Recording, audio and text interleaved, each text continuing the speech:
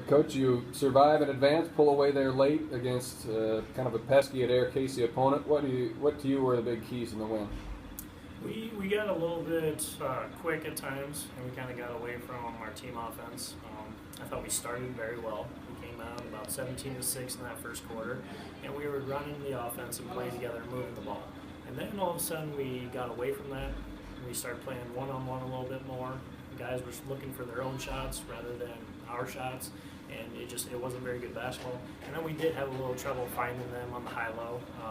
We didn't guard that as well as we could have, or as well as we should have. And so we had to fix that a little bit. And then once we got to the second half, we got them chasing a little bit. Our post play started getting a little bit better. We had the high-low a couple times, and I thought, just really it was the difference between playing together as a team and then playing the one-on-one game. And so I thought that was just, we had to get back to playing as a team.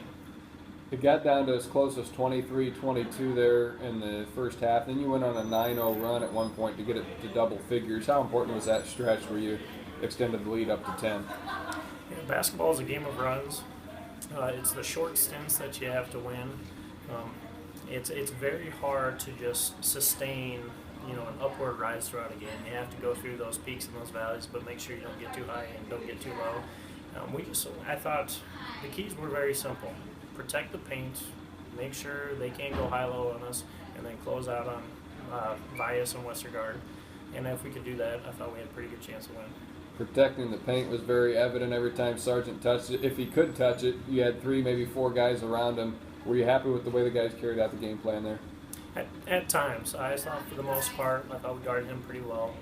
If they could have got him the ball a little bit more, we might have been in a little bit more trouble, especially when he started making his post moves to the basket. We picked up foul trouble.